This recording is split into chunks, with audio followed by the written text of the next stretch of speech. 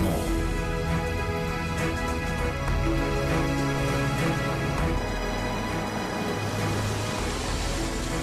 I don't know who you are or how you know these things, but one thing I'm sure of. Of course, so tell us what the answer to that question is, and of course, feel free to follow us on Twitter at Morning at NTV. Put in some Kazungu Twitter. Actually, it's Twitter if you're from Kabale. Please tag me at MBGold2, and of course, tag at Joel Senyonyi, at Dakabachigongo, at Solomon Selwanj, and remember at NTV Uganda. Now, one important question. Have you downloaded NTV Mobi? Well, you might ask, what is NTV Mobi? It's our new app where you can watch NTV from wherever you are, in the comfort of your sitting room, in your car, in your office, in your restaurant, in the salon. All you have to do is just go to Google Play Store and download it right away. That is NTV Mobi. And man, catch real-time TV in Uganda. But make sure the Gonya does not eat your bundles, okay? It was allegedly paid into the individual accounts to undertake direct procurement for various activities in northern Uganda. The committee chaired by Serere Woman MP Alice Alaso is also investigating the procurement of stationery worth a whopping 700 million shillings. But there was no record that the items were actually delivered. It has emerged that the Office of the Prime Minister made advances to staff's personal accounts to a tune of 9.2 billion shillings. In his report to Parliament, the Auditor General observed that the practice of depositing huge sums of money on personal accounts of staff in the Office of the Prime Minister exposes government funds to risk of loss, since the office does not. He has been here, next door for 3 months. He comes in at odd hours. We don't know what he does, and and that kind of thing. So we know them. At least they are within us. So when it's something suspicious, then raise the red flag. What do you have to say about, for example, and this is global, the profiling of terrorists? These are Somalis, and well, one Kenyan, but the majority stay in a particular part of Kampala, and the police goes to this place first. And if we have come to a place where we believe that terrorism goes beyond race and color, but now when you look at this, it's all Somalis. And I think we need to be very careful, otherwise we are bordering on racial profiling. In Kenya, for example, there are areas that are largely occupied by Somalis, especially, and they did have, what do they call it, an operation, not Linda Enchi, one of those operations. They stormed these places and they arrested them in their dozens. And one would imagine you want to be very careful, because you see, terrorism is not necessarily tethered to a tribe, it's not tethered to a nationality. You didn't see the suspects here, the guys that bombed us. A good number of them were Ugandans, that actually were in cahoots with the terrorists. So you want to be very careful, otherwise you might end up being, labeled as I don't know, profiler, racial profiler. Well, check out the Daily Monitor and get that story, of course, and what the court will decide in a couple of days. But yeah, like Joel said, a good step in the right direction.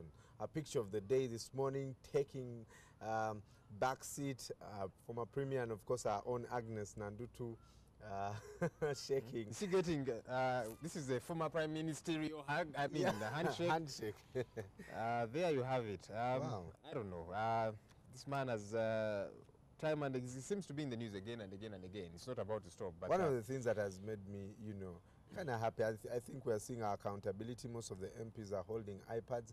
Their iPads that we bought for them. And so that's supposed to give us good accountability. Do you know that not too long ago, I think we were reading a report here that the printing costs have actually more than tripled, if I remember right. And we're thinking, wait a minute, the iPads were meant to mitigate that, to ensure that, we spend less on the printing, because when they did the calculations, they realized that when they buy iPads, they will actually be spending a lot less than their annual printing budget. But now we hear that the printing budget has more than tripled. So what is going on? Right. So I think those are questions that need to be answered. But away from politics, doctors expressed doubt over dead footballers' post-mortem report. Apparently, doctors say the player could not have gone home well and even trained the next day if he had suffered from, they call it bronchopneumonia. This is the Simba FC player. questions still surrounding about whether his condition was handled, because he collapsed before. I think a week or so. You know, I was talking to Felix, who is a sports, analyst, and he was saying maybe the guy had, was betting, and when he saw that Chelsea was losing, because they say when Lampard equalized, the guy collapsed. So some sports analysts actually think maybe this guy had put his life savings in this game, and then when he realized things were not going his way, he just passed out. I don't know. It's all speculative now. The man is long gone, but I mean, there should not be, counter reports. This one saying this, the other one saying this. We need to have one factual one eventually. All right. Moving on, Wera to appeal a 20-year jail term. We know her. Wera and Senga, she was sentenced to 20 years. She feels, no, this is not right. And of course, I did see her lawyer saying they are going to appeal not the guilty verdict, but the sentence in particular. I think they want to bring it down a lot more. She's a mother and so on. Yes. We wait and see how that does happen. MPs task OPM team over cash. A lot more unearthing to be done now that the man is out of this office. They're saying, wait a minute, we still have a lot more cleaning up to do. I don't know.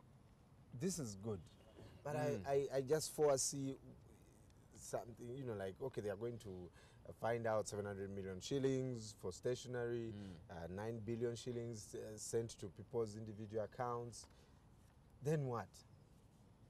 I think OPM is doing its job. I mean, the park is doing its job. Hopefully. But all that work is going to go down the drain, because I believe no one is going to be penalized. And maybe that's a challenge. It's a good question that you ask. Then what? What happens after these investigations? Look, for me, it's not enough to get to know figures that in this country we lose, I don't know how much to rapacity. The 2010 World Bank report put the figures at 500 billion Uganda shillings. That's 4 years ago. Currently, I imagine it's over 1 trillion Uganda shillings that we lose annually. And those are known figures, And so we are happy that we know the statistics. And then what? We do not see arrests, as should be the case. We do not see money being reimbursed by these people that are found guilty, or properties being confiscated. So, when we see, I mean, this whole talk of, okay, now we have unearthed this and the other, what happens thereafter? Because you see, me as a citizen, I'm being gazumped, I'm being ripped off, so how do I get value for my tax money? Right. The other day, someone was saying, maybe we should start the Chinese thing, shoot or refund, or let's hang you. And I remember the president one day saying, I'm going to start hanging these engineers who build, who set up buildings and the buildings collapse. That I think was Kirumira's building.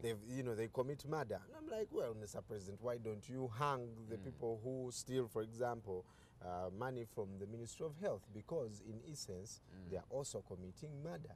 If the money is not taken to buy medicine, people are dying because they don't have the medicine. So you see, Brian, it's very difficult. It is convoluted for you to run before you can walk.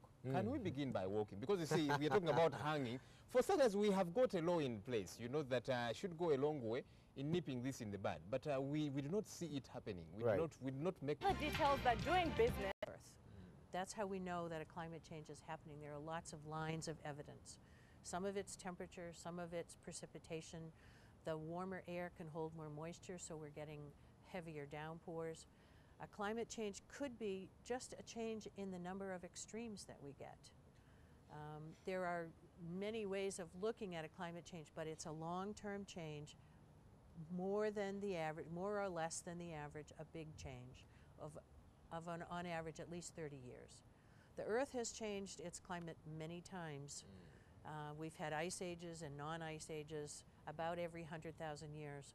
Those have mostly been all been caused for natural reasons. The tilt of the Earth, the ellipse of the Earth, the way it goes around the sun, the power from the sun. Now, though, this change is happening very fast. In 100 years, we can really measure the change, and it's caused by actions that we are taking, humans are taking. The sun has not changed. There are no other major variations in the Earth system that we can C would be the cause. It's human behaviors. You talk about human behaviors. What are these? Because I imagine sometimes we do them naively, so maybe here, that we might not even know about, that ultimately this will cause some change. Maybe not in a week's time, not in a month's time, but along the way it will. What are some of these things that we do on a day-to-day basis or regularly? Yes, that's a really good question. We all do things, and even societies in general. I mean, the West has developed industrially more so than Africa, and unknowingly we have begun this climate change problem. We burn fossil fuels. Fossil fuels are oil and gas and coal. If you burn oil and gas and coal, you give off a gas that you can't see called carbon dioxide. Carbon dioxide holds in heat from the air, in the air. The Earth has a greenhouse effect. Thank goodness it does, or it'd be a frozen ball of ice spinning around in the universe. The greenhouse effect means that there are gases that act like a blanket around the Earth that hold in heat. What we are doing by burning fossil fuels is making that blanket thicker, so it's holding in more heat. Nobody knew we were doing it. We didn't do it on purpose. But now that we know, we have an opportunity to do something different. Here in Uganda, many times you might think, wait a minute, this thing should be a lot more the other side. You know, you talk about fossil fuels and the likes. We probably tend to imagine that it is what's elsewhere. Here we seem to be okay. And you are here in Uganda running a project as far as climate change is concerned. How bad is it for us here? Because we see high power meetings at the UN and you see these world leaders, but it's especially America, Europe and the like that seem to be very concerned. And back here, maybe we are not as concerned. You know, how worried should we be back here in Uganda? Okay, the issue is that like the oceans, the atmosphere belongs to all of us and is impacted by actions that we all take. So the activities that the high-powered countries have participated in for many years unknowingly have added blankets, so to speak, to the atmosphere to warm it. The impacts will be felt everywhere, some more than others. In fact, the way the Earth system works, the impacts are felt closer to the poles first, more so than across the equator, just because of the way the Earth system works. But you are also feeling impacts here. Uganda has already begun to warm. You've warmed more in your cool temperatures than in warm temperatures. That means that the day-night difference will be smaller. You've already changed in the precipitation patterns, and every farmer here knows that. You're now getting rainfall during the dry season when you normally didn't. Those are climate changes. Those are changes that will be different in different places, and that's an important thing. We react and we act to deal with the problems we have. Not everybody is going to have exactly the same problem.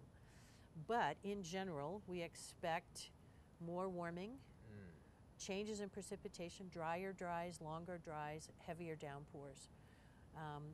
Some places will be more than others impacted.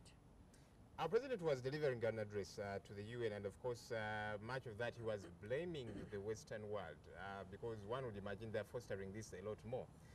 But again and again, we spend colossal sums of money, you know, at those high-powered meetings, and people meet, and then they come out with remedies. I'm not too sure whether eventually they do implement them. Do you see a willingness in as far as mitigating this is concerned, if you like, or nipping it in the bud, doing something about it? Because you say we keep warming and again and again and again, and it's debilitating us. It is affecting us, not just in the US, but you know, it affects the rest of everybody. And I tend to imagine maybe not much is being done. These meetings are held and they agree on one or two things that they're going to do. I don't know, do you see action being taken? Do you see things getting better at that level? There clearly are actions being taken, some places more than others, and some kinds of actions more than others. There are two ways to respond to climate change. The first way is to reduce the emissions that we give off, which means we burn less fossil fuels, or we plant more trees, or things that will suck up the carbon dioxide out of the air. Plants take carbon dioxide out of the air. So those are two ways to deal with the amount of emissions, and the emissions are what is putting energy into the system. The other way to respond is to get ready for the changes that are coming. We call that adaptation. I think we can learn a lot and we can take a lot of actions by seeing what other people have done to adapt and learning from them. We don't have to reinvent the wheel. There are places all over the world who have dealt with heavy rains. What did they do? How did they do it? Why can't we learn from those? They've dealt with droughts. What did they do? How did they do it? We can learn from those. We don't have to be at the whim of what's going on. We can look ahead, and that's the good thing about the science and the understanding that we're gaining about climate change. Excuse me. We can look ahead and see what things we need to prepare for where. Some places we need to prepare for heavy rains, other places we need to prepare more for droughts. Some places we need to prepare for warming temperatures, others for other kinds of changes. So, yeah, it's important to know what it is that we need to prepare for and how we could do it. You talk about planting trees. Here in Uganda, we seem to be cutting them at a very interesting rate, you know, and we not seem to plant them. You're running a project with Makerere University. What are you telling Ugandans to do? Because we seem to do the opposite of what we should be doing. Well, first of all, our project is a USAID-funded project to assist Makerere University to develop a climate center called MUCRI, Makerere University Center for Climate Change Research and Innovations. At the moment, we are just beginning the center, but our plan is that we will have information to help people to make better decisions about how they can react. We're supporting research to help farmers to know what to plant, when to plant, how to plant things differently. For example, we are working with IITA and NARO, they're international research groups, and they are finding that for coffee, yes, coffee's very sensitive to warm temperatures, but if you plant coffee with banana trees and you cut the leaves off the banana trees at certain times, it works great for the coffee, but keeps it cool at other times. So there are coping strategies that we are working on, but every adaptation action is context specific. I can't tell everybody always do this. What I can do for mitigation, you can tell everybody always use as little energy as possible. Use energy efficient stoves, drive as little as you can, buy whatever appliances you can that use less energy. Build solar arrays instead of using old-fashioned coal-fire power plants. You have a real opportunity here. You're not industrialized as much as in the West.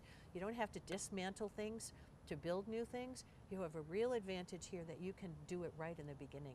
We didn't know what we were doing wrong, 100 years ago in the States or wherever. We just did it first. So learn from the mistakes that we made and do it better for you around your turn. We seem to have come to a realization in this country that for the joblessness that we have, and it is a staggering rate. You know, some statistics put it at about 83% of Uganda's young people are unemployed. And we seem to have come to the realization that what is actually going to ameliorate this is industrialization. And here you are, of course, you are helping us understand that, look, you need to tread very carefully. And so it seems like a catch-22 situation for us. Will this not come back to hound us? Because government now seems looking to that approach of industrialization. Of course, that's a different matter altogether. We're here to see money being put on this whole talk. But ultimately, what do we do? Because we seem to be agreeing that, look, let's go industrialization. It is the way to go. Agriculture, yes, it is the backbone of Uganda, but our politicians feel, no, this is not working for us. Let's build more industries and avail more jobs to many of our young people. Do you see this becoming, a situation that now we will need to recant at some point when it's too late? I don't know about that. I'm not an industrialization person. That's not my research focus. But what I do know is that there's a major focus on helping young people to get into agriculture because there is money to be made in agriculture. There are ways to do things. There are groups that can help young people to get into agriculture and learn how to plant things, even under these difficult conditions. Maybe changes in the environment will cause different things to grow better here. And maybe those different things will be able to create new markets for a different kind of agriculture, or encourage people to use fertilization or irrigation depends, you know, what is the problem, what is the issue. There are mitigation programs that are being funded. There's another one actually at Makerere being funded to help people to plant trees and leave them planted. It's called Red Plus. That's a mitigation project funded by the Norwegians to help people not to cut down the trees, but to plant them. And so when you think ahead, maybe you need to think about which trees are going to do really well in 40 years. That's how long you want them to stay there. That's an adaptation kind of question, adaptation and mitigation. It's a jobs creation issue. I think there are going to be more opportunities if we look at it as an opportunity to do something different than the way we did it in the past. In all ways, industrialization, maybe you want to use solar energy. The community that I came from as a child outside of Boston has one of the biggest solar arrays of anywhere in New England. It's a little blue-collar town, but it's working to bring in energy that we didn't have or didn't want to burn fossil fuels to get. So there are things that can be done, and again, there are things all over the world, demonstration projects that we can learn from and take good examples from and then tailor them to what would work here. You scientists might do a good job and do all the research, try and find out what are we doing that we should stop doing, what needs to be done, etc., etc. But you don't make policies. You do not sit in the parliament, for example, locally and globally. I'm sure you want to ultimately be able to sell these ideas, and time and again, you know, we see scientists addressing these UN conferences and hoping the leaders understand these things. Are our leaders listening? Do you see them getting to implement these things? Because you might do your research and come up with all these sometimes convoluted things to the layman, of course, you know, but ultimately something has got to be done, at least legislatively, policy-wise, and then we begin to see a change. Do you see that being done? Are the leaders listening, locally and globally? Well, I can tell you in Uganda, you're ahead of the game in that you already have a Uganda National Adaptation Policy. To establish that policy, you had to do research, you had to identify priorities. Now the question is how and when and where can they be implemented? So you're already moving, and I think you should be quite proud of what's happening here. All of the UN work that the international politicians discuss is based on science. There's an international group called the Intergovernmental Panel on Climate Change. It's made up of 2,500 scientists from around the world, including from Uganda. There are scientists from Uganda on these science teams that develop assessments that then are delivered in conjunction with approval from all of the international communities. And there's a new one out, the new AR5, Assessment Report 5, that was rolled out here in Kampala just a couple of weeks ago. So we're working directly with politicians at all different levels to try to give them the information that they need. But science isn't the only thing that influences what happens in a place. You know, we don't always know everything. We can make our recommendations just like others can make recommendations. But we're here and we're happy to help. We're happy to talk to people. As we wrap this up very briefly, paint a picture for me, do some kind of prognostication for me in 100 years from today. If we keep doing the things that we are doing, you know, burning fossil fuels and of course cutting down trees as opposed to planting them, what kind of situation will it be like? Maybe that will help us understand the gravity of the situation and take steps. It could be really hot, and it could be very wet and very dry. But I don't think we need to go there. I don't think we need to get there. But the only way we're not going to get there is if we do something different. I think it was Einstein who said you can't do the same actions and think the same thoughts that got you into a problem to get you out of a problem. You have to do something different. You have to think differently. You have to be innovative. And that's what we're trying to help people to do. Think differently and be innovative. The center at Makerere is the Center for Research and Innovations. So we're hoping that we can help to change what happens here, because I think you have a real opportunity to do it differently. Dr. Lynn Carter, thanks a bunch for talking to us this morning. You're welcome. Thank you. My opinion is coming up.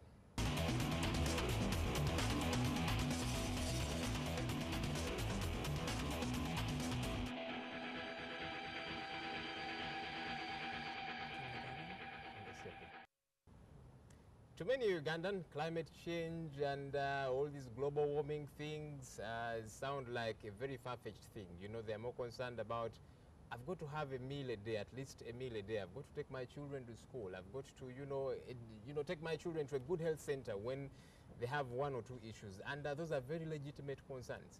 But maybe we should be more concerned as well about some of these other issues that seem to be on the global scene, because they are affecting us here as well, because of what we are doing and what we are not doing. I like the fact that Dr. Carter alluded to Albert Einstein's quote of insanity is doing the same thing over and over again but expecting different results. That is absolute insanity. So I think we need to begin to twitch things a little bit as we do them. We are cutting down trees in this country at a much faster rate than we are planting trees. You know, yes, we've got other priorities as well. We want to have sugar and the likes. But what are our priorities? I think we need to get back to the drawing board. Everybody, the scientists, the politicians, the policy makers, and you, the general public, should be involved in all this. And hopefully we see a better 100 years to come, as opposed to the one that I asked Dr. Carter to portray for us. Not a very good one. I hope we don't get to that level. That's the big story for this morning. Thanks a bunch for joining us. Morning at NTV continues shortly. You're watching Morning at NTV with Simon Kasiate, Mabel Kebirunji, and Brian Molondo.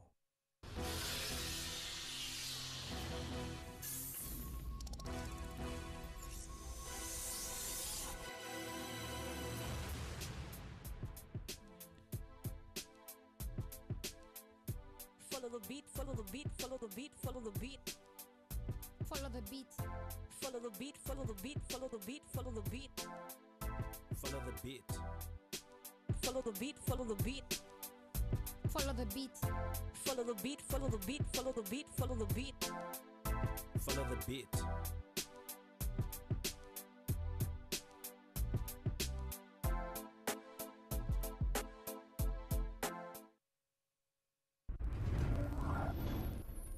As we celebrate 8 years, NTV breaks new ground with NTV Mobi.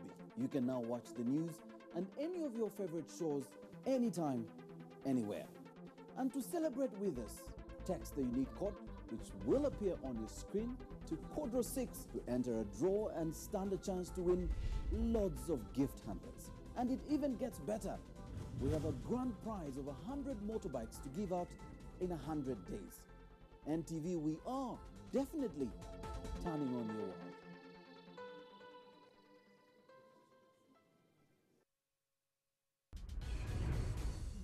"20 entrepreneurs. 20 companies compete to get the funding. From different skills and experience with different ideas. Who will it be? On Kickstart, proudly presented by Now Breweries. Coming soon on NTV.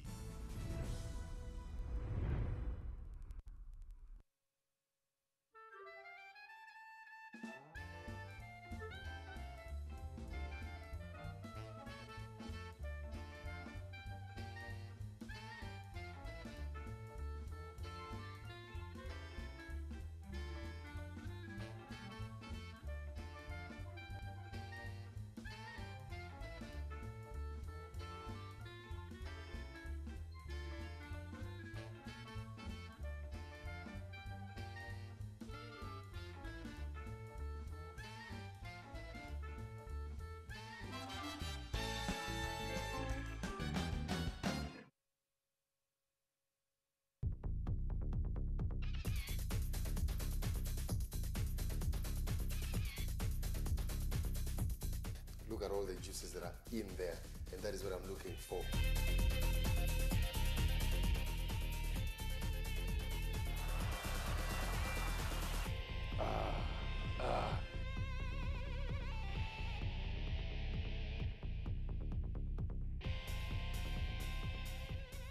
My goodness, look at that.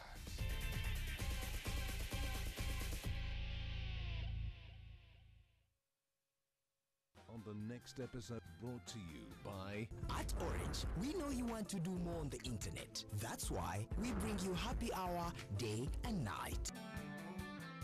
Here. $5. $5. You need sunglasses? Global warming, every sunglasses. What's happening, man? Yo, it's the policeman. Run, man, run, run! You lose. You're under arrest. Mr. Alcino? Are you all right, Alcino? Are you all right? No, I'm... Alcino! Oh my God! Call the doctor. Go on, Rose. I will. Alcino! Alcino!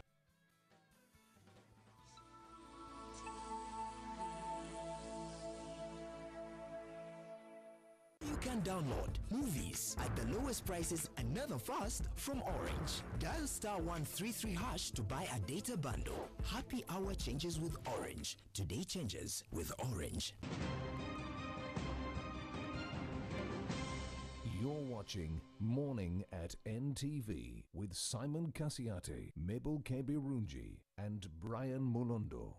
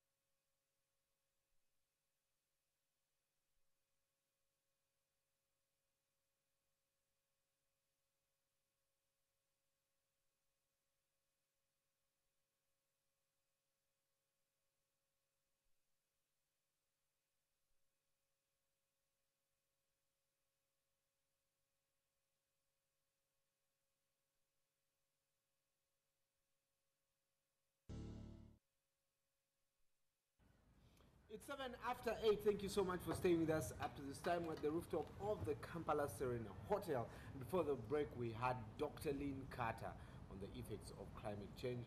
As you know, our Facebook page, what do you understand as far as climate change is concerned? Our president was in the UN talking about global warming, and he says developed countries are to blame. But do we have to first go to the US or the UK to save this environment? Well, Nyere Julia says climate change occurs as a result of deforestation, so let us not cut down our trees in order to avoid change of climate. I love watching NTV. Thank you so much, Julius. Martin Manuel says, in Juba, as far as I know, climatic change is deadly. In my country, South Sudan, we have only one season per year. And it's not an immediate threat to common men and women. Okay, let me also ask you, Vanange, please write English that we can read properly on air, because some of these things climate change is the result of man-made problems like cutting forests, just to recycle or satisfy individualistic interests, who is a major contributor as far as climate change is concerned. We don't have heavy industries, and that is Martin, who is watching live from Juba. Wanzala Richard asks, the recent reports that the ozone layer is reconstructing, is this for sure or just some sort of hoodwinking by the industrial capitalists who are contributing immensely to its depletion? Well, of course, we'll try and get Dr. Lin to answer this question for you and invite her back on this show to expound more on this. And our Facebook page is Morning at NTV. Go there and like the page.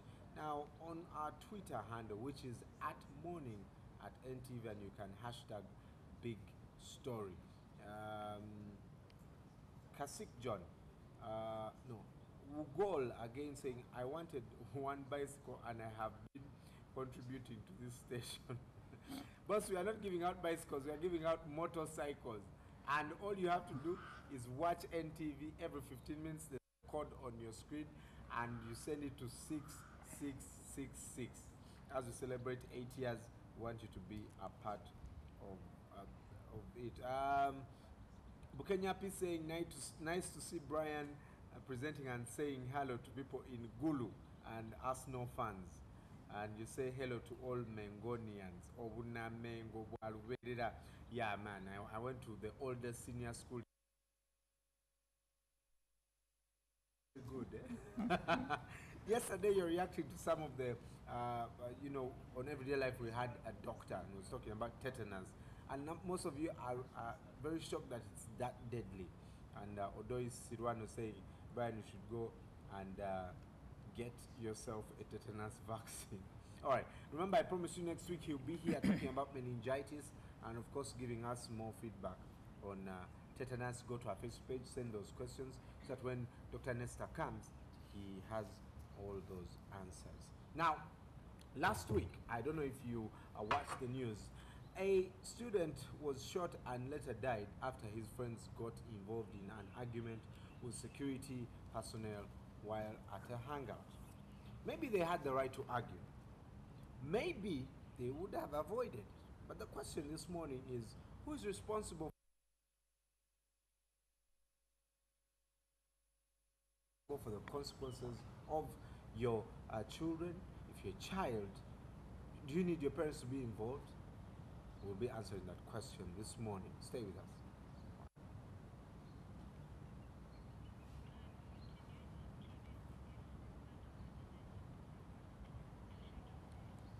Well, we apologize for that technical problem. And joining me this morning, Rosemary Nasinda. Nansinda. Nansinda. Yes, I'm a married woman, yes. Nansinda is from which part of the... It comes from actually Masaka. Masaka. Eh. Ndi muzana wa Kabaka. Nedira Chinyomo, we are among the fewest Bagandas in this country, but we are privileged to have men who are very fertile, like who produce so much. So I know with time we shall catch up with the other clans. You're a counseling psychologist? Yes, I am. How long have you been doing this? Since 2008. Wow. Yes. More than, well, 6 years, 5. Yes. But you're also a teacher. Yes, I've been teaching since 1995. That's when I did my second school practice, and I was retained at St. Joseph's Nagalama. And since then, for about 16 years, I've been interacting with young people in secondary schools. Wow. I'm privileged to have worked at Katikamu SDA for many years. Right. Before I retired from secondary school teaching. You stopped teaching? I am not in class of secondary school, but I am still teaching. These days, I am a lecturer at Uganda Christian University. Oh. Yes. Oh, that's good progress. They say teachers don't change. You were probably like this 16 years ago. Your students must be saying, teacher will not touch you. You know, aging starts in the brain. When you want to age fast, you stop reading. For us as teachers, we put our brains to task. And the brain will know that you are still having a lot of work to do, so it will keep you young to accomplish that work. It's not a hearsay, but psychologists and researchers have found out that people who read a lot do not age quickly. Oh. Yes. Well, that's maybe a tip this morning. I've started working on my reading, and believe me, it's hard. So I'm first getting books with the pictures and the text. You need to actually do the reading, the actual reading, not just flipping through the pictures. Yeah, I'll get there. Okay, okay. But in reference to our topic this morning, a child is shot. Whether by accident or the guard intentionally killed his child, pointing the gun. In this case, who do we blame? The child or the parent? You know, Brian, there are times when a parent should actually fully be involved in the consequences of their children's actions. And that is when one is still much younger. But after the age of 3, we are told that a parent should slowly but surely continue letting their children know that they should be able to face the consequences of their actions.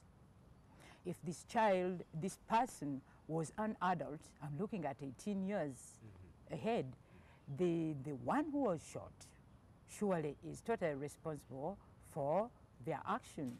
And if at that point the parent is fully involved, then there's a mistake somewhere. There's a mistake. Is that when you, okay, do you say that the parents never did their role to tell the child, if respect authority, if God is telling you, please stop doing this, a child who, especially a child whose parent has been involved in their lives would know, okay, it's now time to leave this place. At this point, now that the boy is dead, you can't actually establish. But we know that this training goes on. The one being responsible for their actions is a lifetime training, right from, like I said, after 3 years. When I'm saying 3 years, before 3 years, the child cannot make a connection between their actions and the consequences of their actions. But when training begins early, maybe after 3 years, you realize that as early as that time, a child knows that, well, if I left my bike in the driveway, yet my parent told me that after using it, I park it where it is supposed to be. At this point, if mom came and took the bike away for some time and I can't access it as a child, then I am learning a lesson that, well, if I left a bike parked where it is not supposed to be, then that will mean that I'll not have the opportunity to enjoy it in the afternoon, maybe until the following day. As parents, we mean well. Every person who has children means well. They want to protect their children. After all, it is their duty. But whereas protecting wouldn't be bad, being overprotective to the extent of getting involved at the point when the child should be the one to face the consequences of their actions, then that makes it wrong. So what I'm saying in this case is at that point, a child who has never been trained to know that when I do this, this is the result, then maybe they get so crippled because help is just there. Sometimes the parents have money. They are ready to pay for the penalties. Sometimes a child misbehaves. For us who have been teaching in secondary schools, you blame a child for misbehavior, and all the parent can do, rather than sort it out at school, they're like, well, what do you mean? Pick their child, take it to another, take the child to another school. And at that point, you haven't given your child an opportunity to learn. Some of the punishments that are given to children are internal. Maybe you will do a little mopping. Maybe they will deny you. In our day, man, they would give you to dig an auntie, yes. That's like, or uproot a tree. that's capital punishment. Of course it is. But of course I know schools have designed mechanisms of slowly showing children that, you know, when you do this, this may result. But when the parent gets so involved, that is going to cripple the child. The child will not know. Whereas as we are training them, we are looking at whether they have done their homework, whether they have eaten their food, whether they have maybe bathed. Those are small. But of course we know that we are laying a firm background to bigger things. Responsibility at the place of work. A child never learns to be accountable. Those are the people who, when they are in offices, money goes missing, and they can't make proper accountability. Why? Because they were never given chance to give full accountability for their actions sometimes. You get what I mean? So Our parents misunderstood this concept of, oh, the child is going to be my baby forever. Because, you know, I've attended a couple of weddings and, you know, the parent is like, for me, you'll always be my baby. And I'm like, please stop saying that. The man is fully grown. So we take that even not just in our children's school life or their work life, but even in their marriages. So even when your child, for example, if your son comes home and says, I beat my wife, you're still supporting your son, yet he has to pay for the consequences. that's very true. And maybe the parent comes in at that point and is the one to pay the consequences for the actions. Yes, you're saying about big baby. You know, we remain big babies for our parents. That's very true. But my question is, what kind of baby are you? Are you a spoiled baby or a well-groomed baby? Because we shall always be babies to our parents. Yeah, that's a constant. That's very true. So really the truth is, when we are looking at somebody who is fully involved, at that point, I actually know what I'm supposed to do. But when you get so involved and you are there to pay the consequences of my actions, I see you as somebody who doesn't respect me. By the way, when I get to think about it, I was in a school where I was teaching, and there was this deputy. He was very strict. He knew what he wanted. And one beautiful thing about him is that he knew how to follow up. Some teachers fail at that point. He knew how to follow up until when every student was cursing. Oh, this man is on our case, etc. Opportunity came, and he became a head teacher somewhere. When he got, people would expect him, expect the students to jubilate now that he had left. But you know what? The students were like, oh, you know, at least he used to force us to do this. But they know what should be done. But if you give them an opportunity not to do it, later on, they may misunderstand you, by the way, that you did not care. You did not love them that much. Well, students are probably, someone said they are the only consumers who do not enjoy what they pay for. That's very true. They do not. Later they will tell you are lazy. Yes, you were lazy. You are not there. You did not groom us well. You did not do this. You did not do that. So my point here is, a parent should allow their child to sometimes face the bitter truth of their actions. Where there are positive actions, there are rewards. And where there are negative actions, we should feel comfortable as parents letting our children also test the negative rewards that come as a result of our actions. That's very true. So when you come in at that point, in addition to crippling, you're going to become a slave of your child forever. Because look at the schools where children go. School fees is high. When will you be there to continue following your child? Every time they are calling you at school, they are calling you to do this, they are calling you to do that. Because you never taught your child to be respectful, you never taught your child to be respectful of authority, to follow school rules and regulations. And these do not end in school, by the way. At places of work, we are guided by a given code of conduct, which you must adhere to. So if this is not done, you can't just wake up when you're 20 and then be fully aware of how to face the consequences of your actions. That's true. That's very People should allow you time. However painful it is, by the way, it is painful. At some point when you are at home and they're teaching you to do this work and you do it badly and then they tell you, do it again, the truth is you feel at that moment that you were never helped. Maybe they hate you or something like that. But why parents sometimes fail is because guiding somebody and teaching them the consequences of their action requires time.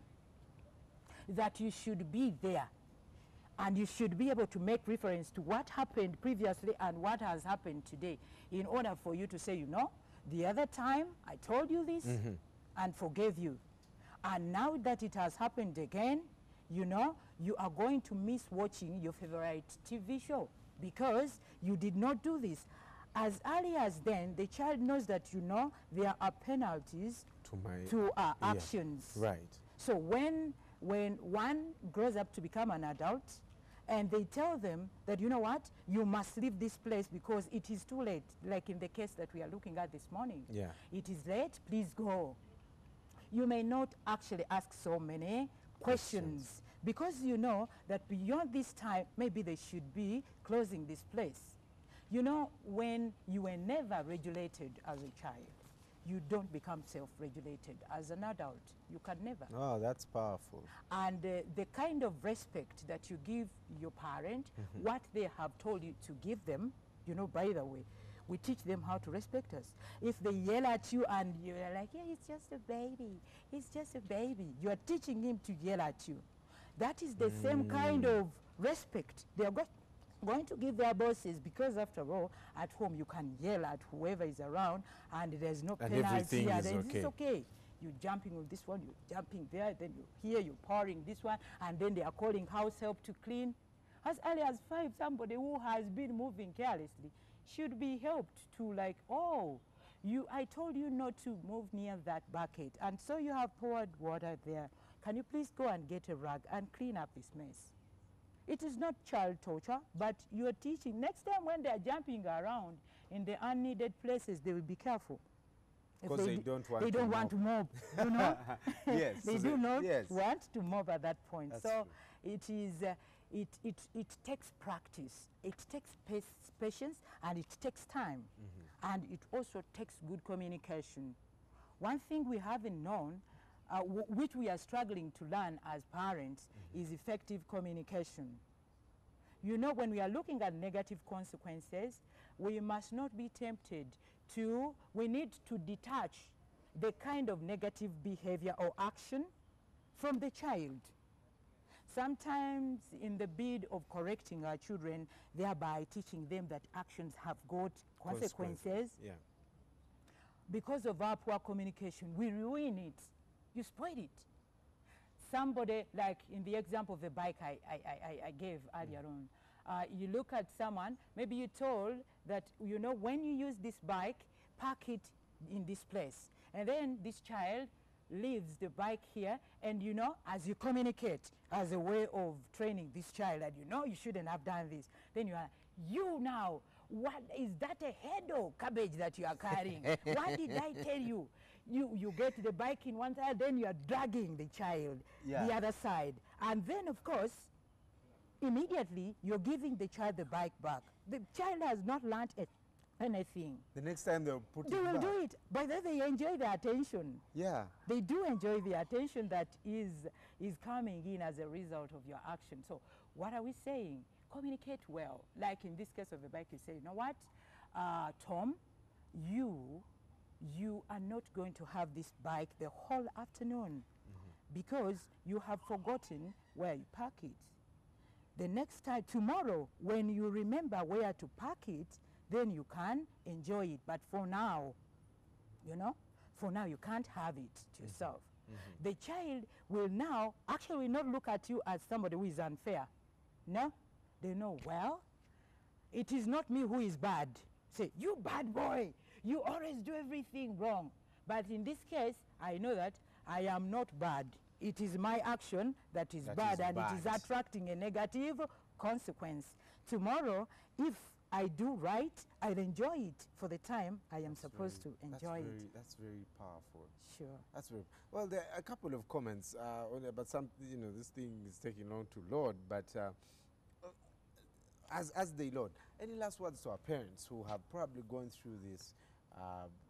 Any lessons learned we're always looking at this thing of the end justifies the means, you know. As long as whether the action of my son or daughter is bad, as long as the consequence, the end is good, they don't need to even suffer. They don't need to pay for their action, which was I'm just now in wondering, the first place bad. Just wondering, which end justifying the means? That I move in through life carelessly, and later on, maybe a job is prepared for me, and I'll do the job, and I don't have. For example, this child, you know, they shot them, and the child maybe did not die. Yes. Maybe nothing would have been communicated. That, you know, yelling at police officers, blah blah blah, is bad. Like, oh, thank God you're alive. Life goes on. That is why I was saying that these lessons, I'm not saying there's no remedy for the grown-ups, but the truth is better training should begin as early as possible through life. And at that point, if that boy did not die, if their parents chose to let them know that, you know what, and it was attracting, like for instance, if he fought a security guard and he was meant to be imprisoned, and a parent would want to start from that point to teach their child consequences of their actions, you know, he needed to be imprisoned. At that point, the parent would not, like, maybe pay the guard or bail him out, allow him to go to the cell if that is what it needed. Sleep at night. Yes, spend a night in a cell, and it does not actually mean that one does not love you, but you are paying for your sins. Yes, even the Bible is very clear about that. Yeah. You know, those who have sinned in some way should be punished. And the kind of punishment that is given is reformatory, not destructive, not to destroy him, but to reform him. Right. But the young ones, through life, are helped to learn consequences of their actions and guided on what to do. But of course, parents also have a responsibility. What are they doing to train them? As I am training me as a parent, what am I doing at that point? Supposing I have a 5-year-old, 7-year-old, and 9-year-old. So how should I go on with the training? I think at that point it is important that when you choose to begin allowing these children face consequences of their actions, then you do it consistently. Our biggest challenge as parents is lack of consistency. You do it today and you do it today. You so don't the do child it. just, you know, I think I always have a problem, you know, with that. So children end up saying, Casta, they will forgive me. You know, if you do it consistently and do exactly what you promised, then the child will be like, dad. When he says to do something, I think I need to avoid his spanking. I need to avoid his punishment. Let me do what is right. But of course, it shouldn't take a long time if it is to be effective. I'm looking at continuous training for people to know that they should be responsible for their actions. It shouldn't take long. I'm looking at children who are fighting over a toy, and you want to tell them that fighting is not right. So what I do not just slap you around. When you learn to behave, the best I can do is withdraw a toy, and I communicate to them why I'm doing that. Say, well, you know, Tony and Tom, now that you have chosen to fight over this toy, instead of playing with it, I am actually withdrawing this toy for 20 minutes until when you know how to use it, and then I'll give it then back. I'll return it. And and true, you know, when you give them a time limit, you don't need to punish them. These consequences, like if you are to teach them, it should not take a long time, or else it will lose meaning. You can see that we are even saying the whole afternoon, or after 10 minutes, or a limit. Well, speaking of limit, I have to cut you short on that. I will definitely invite you again, and we talk more about this, because, you know, just the other day, someone asked me the question, should parents actually go through parenting classes before they have children? No. As parents, we learn on the job. You learn on the job? We learn on the job because there's no effective way of parenting. All of us just try. And then these classes will find us going. Usually we you're are flying the prepared. plane while building it. Yes, of course. Here you are. And when you listen to NTV show, then you read some books, then you see other people doing it, then you consult your parents how they were doing it. Learning on the job. Then you learn. All right. So we'll bring back, I've been talking to Rosemary Nansinda. Huh? You have pronounced it right. Nansinda, who is a lecturer at Uganda Christian University, Mukono. And of course, she's been telling us about how parents should be involved in the consequences of a child, when they should be involved. And as children, I think for me, rights come with responsibilities. You have a right, but you must be responsible for your life and obviously pay for the consequences of your actions.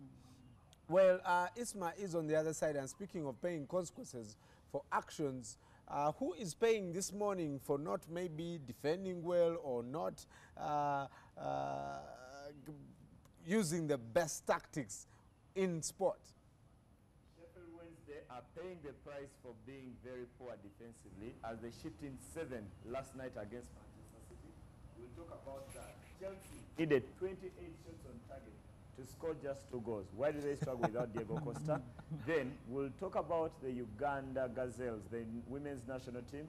Last evening, they needed to win against Kenya. Did they or did they not? We'll talk about that too. Barcelona can't score, Dortmund can't win, Juventus are dominant. That and more when you get to sport. 25 on to 9. Make sure you do not touch anything except your coffee. We'll be right back. You're watching Morning at NTV with Simon Kasiate, Mabel Kebirunji, and Brian Mulondo. When we play together. When we play together. Uganda cranes, oh yeah. Uganda cranes with fire. Uganda Cranes fans! We did it again! Big congratulations to the Uganda Cranes on their 2-0 win over Guinea. And to all the fans, a big thank you for coming out in record numbers to support our national team. Now let us get ready for the next game as the Cranes take on Togo on the 11th of October at Nambola Stadium. Come on, come all, because when we play together. Airtel, together we can. The official sponsor of the Uganda Cranes football team. To survive the test of time, buildings need to be strong and able to withstand the forces of nature. Tiantang Group has introduced TTG TMT bars, hollow sections, MS plates, manufactured using top quality raw materials with the latest technology on Ugandan market. TTS bars are strong, weather resistant, 100% weldable, easy to bend at any angle, and are marked TTS, so look for the mark while buying. Tiantang Group, quality steel, normal price.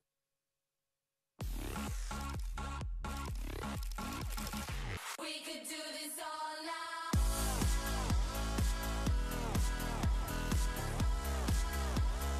We could do this all night.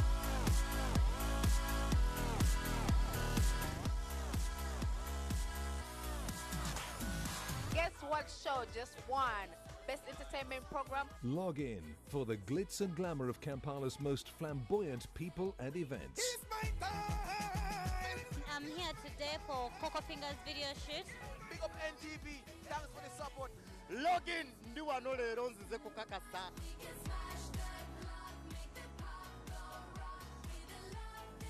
You're Golfy and you're watching Login. Don't touch that dial, you know what I'm saying. It's log in. We could do this all night. We could do this all night.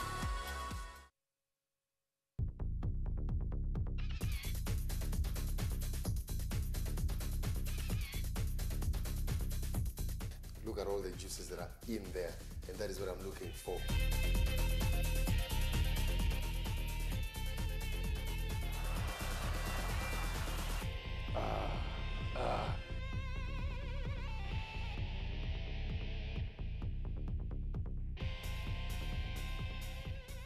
My goodness, look at that.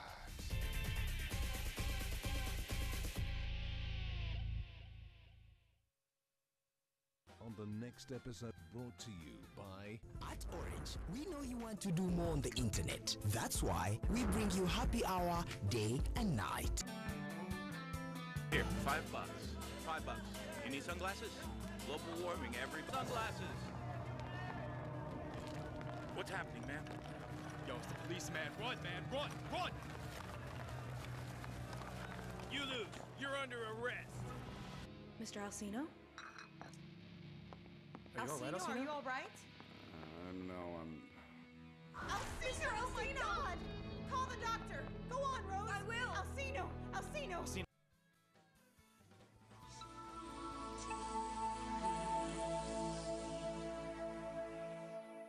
You can download movies at the lowest prices another fast from Orange. Dial *133# to buy a data bundle. Happy hour changes with Orange. Today changes with Orange.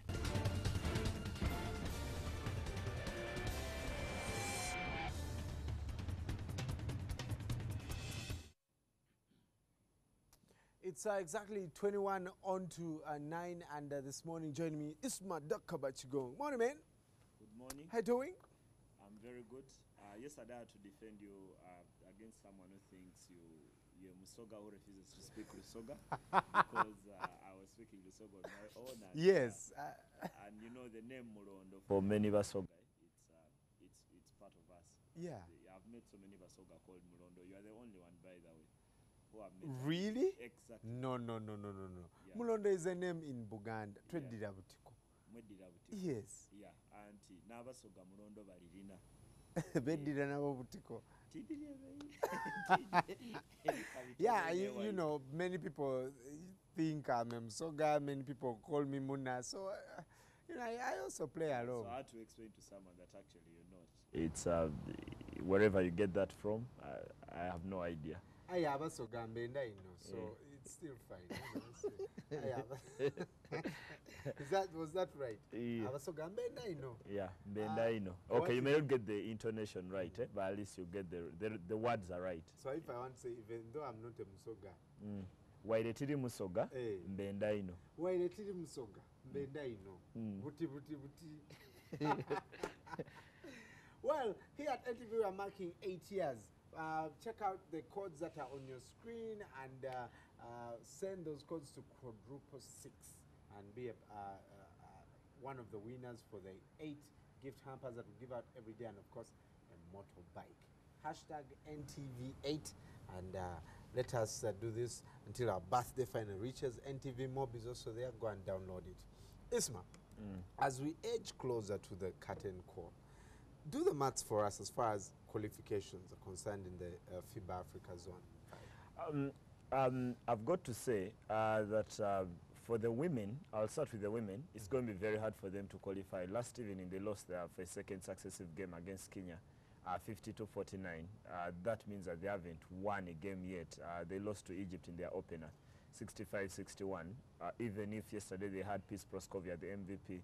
She had been away in Botswana with the national netball team that qualified for the World Cup. She did get 11 points in that one, but those weren't enough to save the Gazelles from defeat, which means that now they would have to beat Egypt by at least 4 points and then beat Kenya by at least another 4 points, and thereafter hope that Kenya beat up on Egypt. So it's out of their hands in terms of qualification. Timothy Odeka will need a minor miracle. Even if they win all their games? Yeah, it may not be enough. It may not be enough to qualify. Because they have to win with a particular margin. That's why I say they need a minor miracle, nothing close to turning water into wine, because that's a fluid with the same viscosity. They need something bigger than that, probably awakening Lazarus, for them to qualify for the AfroBasket. Right. But I think for the men, they have the simplest question on paper. Beat Kenya, beat Rwanda, you're into the AfroBasket. What are the chances that they'll win those games? The chances have got to be very good. I've got to say they're about 60-40 in favor of Uganda. Now, they haven't beaten Kenya and Rwanda on a regular basis. They've been the better teams at this level, but this is probably the best Uganda has prepared. And playing at home, that should give Uganda a chance. And I say the equation is simple on paper. on court hasn't been that simple. Because going in those games on Saturday and Sunday, I think Mande Jeroni, the coach, has a lot of things to work on. Especially, I don't think his team has played very well offensively. Yeah. They've scored points, but haven't been out of many times haven't been out of a pattern. But for me, the worries are not on offense. The worries have been on defense. They've given so many points they shouldn't have given away in many of the games they've played. And for me, that's where it all starts. If they're going to only make it simple, if they defend better. If they defend better, they'll have a chance of qualifying. If they let in 80 points against Rwanda or Kenya, or both games, the opposition scores 80, the chances of qualifying will be very, very small, very, very small. But I've got to say that never before have I thought that Uganda could qualify for a big tournament like this one, like the AfroBasket, like the Africa Games like this weekend. And I've got to say, in terms of history, this is the biggest weekend in Ugandan basketball ever. They've got to go there and deliver it. Right. If they do, they'll go and celebrate for as long as they want. If they don't, everyone will walk out of Lugogo with a gloomy face. It will be a very sad end to a week that has promised so much and will end in disappointment. Right. But I've got to say that all I can say is that as a Ugandan, you've got to have belief and faith that the team will do the job. Eventually, it's down to the players to do the job on the court. Right. Well, we'll be really trying to go and support these guys. I think, people on Twitter have done a fantastic job. They keep updating. But let's move on to rugby. How many teams are going for the Kenya Safari Sevens? There are 3 in all. That's the Rugby Crane Sevens, the senior team that was in Glasgow. Then there is the women. That's the under-19, the Victoria Vixens. For me, a creation of Helen Buteme. Fantastic person she's been for women's rugby in this country ever since it was started back in 2004. And then the other one is the under-19s coached by Robert Seguya. Those are the 3 teams that Uganda is taking to Nairobi this weekend. If you look at the composition, I think mainly everyone will look at the senior team because the under-19s and for the women and men are boys and girls we haven't seen, many of us haven't seen play before. They are not household names. But you notice that from the team that went to Glasgow for the Commonwealth Games, it's 8 of those players, of the players who went to Glasgow. Because remember, 2 players stayed back. That was Benon Kiza and Philip Pario. So they are not part of this team. So the coach Albert Onyanga has had to bring in 4 extra players to fill those gaps. And those include James Odong, James Musitwa, Keith Seriang, and Solomon Okia. Those are the additions to the team that was in Glasgow. So it's largely the same team. And I was reading an article in the Daily Monitor this morning about the team, and there's a lot of talk about the chemistry of the team because this is the longest the team has been together before traveling for the Kenya Safari 7. So in terms of the composition, it's more or less the same team. They played together for over 1.5 years now. So there isn't so much that Robert Onyanga has had to change before they go to Nairobi. So I have a feeling that they could actually go on and match that success of 2006. That's when they won the plate. The most successful 7-side Uganda has taken the Safari Sevens. Uganda is one of the teams that has been to the Safari Sevens in every year since its inception back in 1996. That's 18 years in a row. But the success hasn't matched the attendance. The participation, yeah. So probably by having the same team together for this long, Tolbert Onyango is hoping that they'll do much better than they have in recent years. Right. Well, we also wish them luck. Of course, the focus will be there. They got a standing ovation. In Glasgow. Yeah. I'm waiting for you to wish Manchester United luck one of these days. I respect Man United. I want you to wish I don't want luck. to misuse my luck. Yeah. Well, Chelsea struggled to score against Bolton, despite dominating the game. What happened? Why? I thought that Bolton were ultra defensive. Coming to Stamford Bridge, how you expect them to play. Go and try to clog the spaces and make sure Chelsea don't get so much space. But eventually Chelsea were creating the chance. They were just not taking them. There are 28 shots on target, only scored 2 goals. And actually for many Chelsea fans, I think when Mills scored that goal for Bolton, they must have been thinking about extra time. And the assistant coach, the moment he went into the press conference, was just about what he felt about the game. The first thing he said, we are very happy we avoided extra time because I think at that point in time, no Premier League team, and all these teams are playing 7 games in a period of 21 days. You don't want to be playing an extra time game. That's something that Liverpool will be ruining, and we'll talk about more when they play Everton over the weekend, is that you don't want to have lengthy games in midweek, then you have the bigger game in the Premier League over the weekend, having gone 120 minutes and not one, probably going into a penalty shootout like Liverpool did. So it's something that Chelsea wanted to avoid, and eventually Oscar gave them the result in the second half for them to win the game by 2-1, and now they are through to the next round of the This is perpetuating the problem of teams relying on one player. Yeah. Costa is out. Yeah. And Chelsea are clearly struggling. Sometimes it does happen like that, and sometimes dependency can be a bad thing, but in recent years I've learned that dependence on a player is not a bad thing, especially when you're Madrid and Barcelona. How much do they depend on Ronaldo and Messi? Somehow they keep delivering, they keep churning out the results, and it's never a problem in that kind of sense. So I've got to say that sometimes you've got to have a bigger squad, but you've got to think that players like Chloe Kremi, these are the games they're supposed to come and dominate. They're supposed to come and score goals in these ones, and it doesn't get as many as it should in the smaller games. So that's a bit of a problem, I think, for Jose Mourinho. But they have the squad. They've got to go and win games more covered. I think it's just a cup game where they could have done so many things and still lost it. Now they should be celebrating being in the fourth round and await who they will be playing in the next round. Man City put 7 past Sheffield. Should they be proud that they got this result, or it's Sheffield? You want to belittle the result? I think, first of all, it's Sheffield, and it's Sheffield Wednesday. It's not even Sheffield United, which is the strong of the two Sheffield sides. Okay. But on the other hand, I think one of the things that Man City have not done well this season, they haven't looked imposing going forward. I only remember 2 games and they've looked very imposing going forward, against Liverpool and against Chelsea over the weekend, where they were dominant in possession and creating chances. And actually against Chelsea, they didn't create that many chances, and despite having possession. But yesterday, is when they started creating chances and taking them. And actually for 45 minutes, Manuel Pellegrini must have been thinking, we are playing the same way, like we have all season, but we're not creating chances. Then they go in a 13-minute spell in the second half and score 4 goals in 13 minutes. And for me, that was it. That broke the camel's back. Edin Dzeko among the scorers, Yaya Toure, Jesus Navas also got a pair there as Manchester City run out 7-0 winners. Quite a result this. And I remember Man City from last season are struggling to beat Blackburn in the FA Cup, struggling against one of the lower divisions. I think it was Brighton and Hove in the Capital One Cup. So to go and win with a lot more ease has got to be a big plus for Manuel Pellegrini and this side. This is a kind of result where after you win, you're thinking, okay, can we play this well against the bigger side in the Premier League? You hope so. You hope not if you're anti-Man City. But when you see this kind of results, you know that they have the potential to go and get all these goals in numbers. They've been struggling with their strikers. Aguero is injured. Jovetic has been out injured for some time, so those kind of things have come to not to help him. And this season they only have 3 strikers, because remember they sold Alvaro Negredo to his own loan actually at Sevilla because of the things to do with financial fair play. Teams that have exceeded the limit of the amount of losses they can sustain in one season, and that has been part of the problem, I think, for Manuel Pellegrini this season.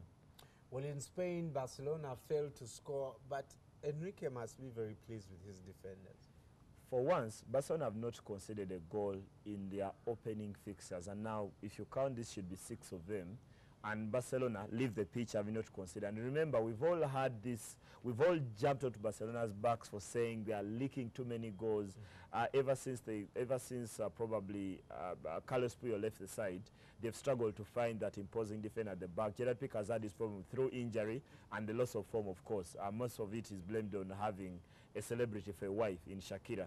Many people blame that because he's always on the catwalk, he's in Miami, he's in Milan, he's doing all these fashion shows, and that represents, that normally translates into Piqué not playing well on the pitch. Last night, I don't think they created as many chances, but while they've not played their best defensive partnership, I don't think Mascherano is a defender. But Mathieu, the guy they signed from Valencia, and Mascherano have been doing the business at the back, and now they haven't conceded. So Barcelona are doing something they don't do. That means when they start doing something they do often, they'll be even more dangerous. They start scoring those 5-6 goals and they could put past many of the teams. They'll be a more dangerous side going forward. What about Atletico? Is that the one you're used to? The one I saw last night is the Atletico I'm used to, I've got to say. They won their game by a goal to nil. I've always said that I love Atletico when they win their games by a goal to nil, because that's when I see the embodiment of the spirit of Atletico, that it goes out to fight for results and grind down teams. Last night, they weren't playing that exact way, and they don't have Mario Mandzukic because he has an injury. I think he broke his nose in one of the games against Olympiacos. So they went and scored just that one goal. Jean Miranda got it through a header from a corner. But thereafter, they were extremely dominant against Almeria. But one of the things that Atletico have not done very well in recent weeks, they are shipping in goals. They conceded 3 against Olympiacos. They conceded 2 against Celta Vigo over the weekend. So to go and win a game in the old Atletico way, the 1-0 result has got to be very pleasing for Diego Simeone. Right. Yeah. I remember yesterday we told you Dortmund against Stuttgart, and it ended in a draw. How damaging is this going to be for Dortmund? I've always insisted that you cannot lose the league. You cannot win the league title in the first month or two, but you could lose it here. You could lose it here. Now for Dortmund, they've not been winning games at the start of the season. Luckily for them, Bayern have not been dominant yet. They have not been playing the football they did last season. And for a moment last night, I thought Dortmund are digging themselves a 6 feet deep hole. They went 2-0 down against a team that probably will never come the Signal Iduna Park and compete. And then they had to fight back. Eventually got 2 goals for Pierre-Emerick Aubameyang and Cyril Immobile. So it should be pleasing. In retrospect, when you look at the result, 2-2, you're thinking it's 2 points drop. But Jurgen Klopp will think it's a point gain because we were trailing by 2 goals and it was over 70 minutes when started to score, and then he had to put in 3 strikers on the pitch. He had Cyril Immobile, he had Adrian Ramos, a Colombian striker they had signed from Hertha Berlin, and actually Pierre-Emerick Aubameyang had 3 strikers to go and get the result. So while it's a point gain, I have a lot of problems with the way Dortmund are playing already this season. They don't seem like they regain that fluid. They have it in 1 or 2 games when they beat Bayern. You're thinking, okay, this is a Dortmund we are going to watch. Then they go and put up another blind against Arsenal. 2-0 that should have been a probably 7-0 for Dortmund against Arsenal. Then thereafter, they slide back in the Dortmund that lose to Mainz by 2 goals, then drop points at home. And you're not going to win any football league in the world if you don't win your home fixtures against the weaker sides. Right. And Stuttgart is a team that hasn't won a game in the Bundesliga. So how do they come to Dortmund and pick a point? Jurgen Klopp has got to sort out a few things with his side at this point in time. As expected, they are on fire right now, and they had an easy win. And this is in Italy, Juventus. That's the Vidal they want to see, right? He's got to be the one. I've got to ask, you support Italy. Do you support Juventus? No. Why? Italy and Juventus are not different, because in the years when Italy do well... I support AC Milan, and I did when Pilar was still there. So but he's at Juventus now since he's at Juventus. But there is talk that he's going to join LA Galaxy in January in the US.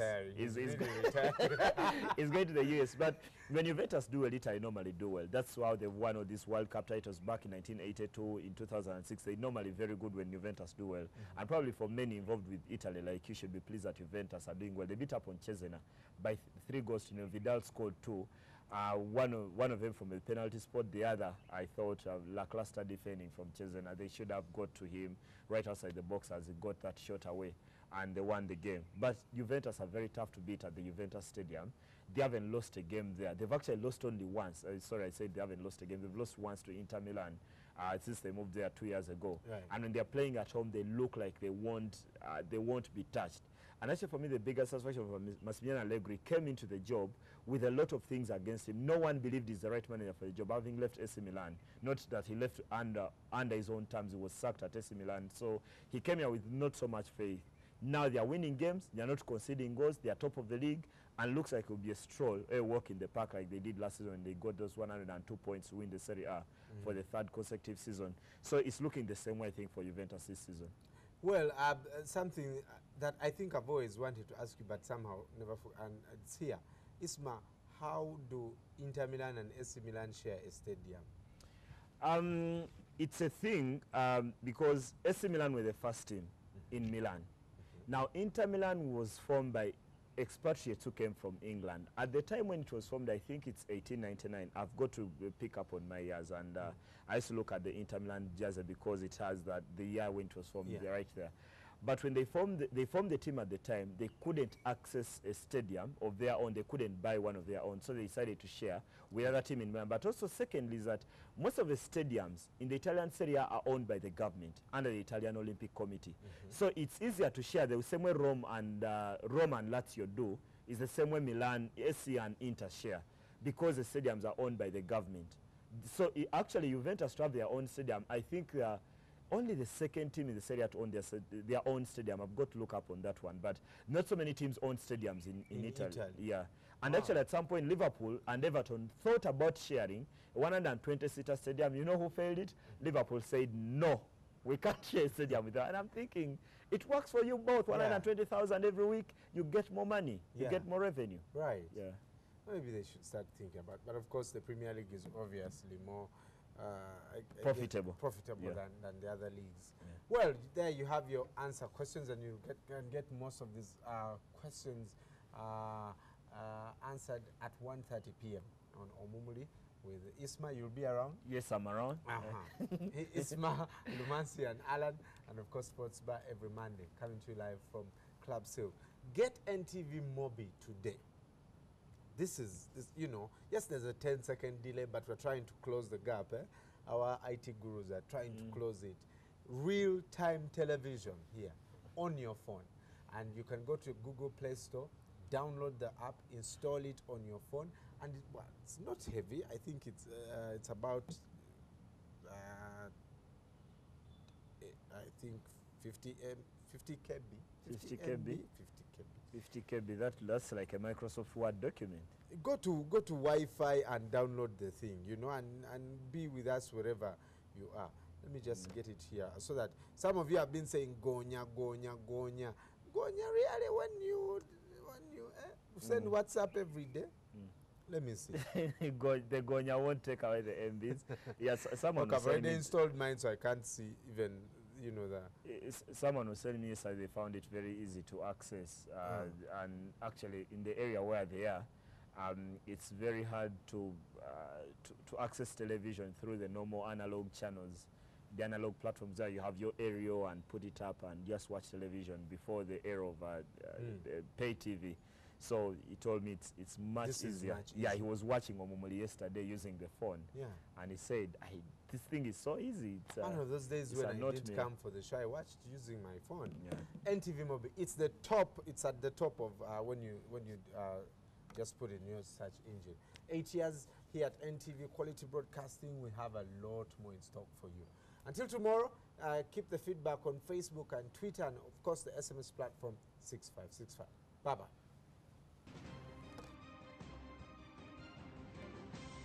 You're watching Morning at NTV with Simon Kasiate, Mabel Kebirunji, and Brian Mulondo. NTV, turning on your world.